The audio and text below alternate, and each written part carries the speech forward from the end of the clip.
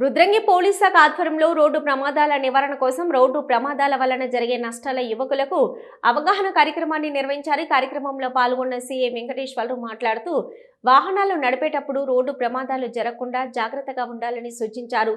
అలాగే తల్లిదండ్రులు కూడా మైనర్లకు వాహనాలు ఇవ్వకూడదని, వాహనదారులు తప్పకుండా రోడ్డు భద్రతా నియమాలు పాటించాలని కోరారు.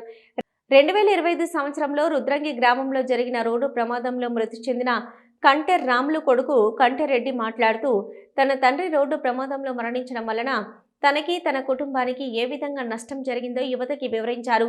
ఈ కార్యక్రమంలో రుద్రంగి ఎస్ఐ మోతీరాం మరియు సిబ్బంది, రుద్రంగి గ్రామ సర్పంచ్ గండి నారాయణ, మార్కెట్ కమిటీ చైర్మన్ చిలకల తిరుపతి మరియు రుద్రంగి యువత పాల్గొన్నారు.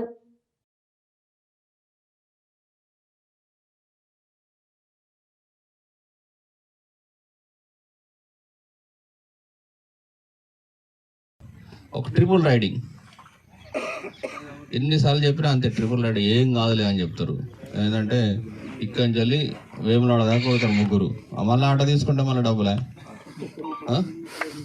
సరే, ఇప్పుడు ఈ మధ్యలో మనకి గృహాల ఇది వచ్చింది కదా, ఉచిత ప్రయాణం, ఆర్టీసీ ప్రయాణం. ఆ విధంగా దాన్ని వినియోగించండి. గవర్నమెంట్ ఇచ్చినటువంటి పథకాలను వాడుకోవాలి. లేడీస్ని బస్సులో పంపించండి.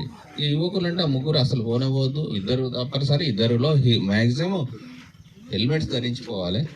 అదేవిధంగా రోడ్ క్రాసింగ్ ఒక్కొక్కసారి ఇట్లా బస్సు వస్తుంటుంది, ఈవినింగ్ వస్తుంది, ఏం కదరా బస్సు వచ్చేలోకి పోదాం నాడు ముగ్గుడికి వెళ్ళి కొడతారు.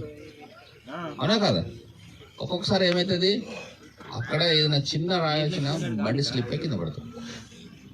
ఆ బస్ వాడు ఏం చేస్తాడు, స్పీడ్లో సడన్గా కంట్రోల్ కాదు, వెళ్ళిపోతుంది. అదే చూడండి, ఇది చూడండి, ఈ మన బడి స్కూల్లో పిల్లలు ఏం చేస్తారు, మ్యాక్సిమం ఏం చేస్తారంటే కిటికీలకి వెళ్ళి చేతులు పెడతారు.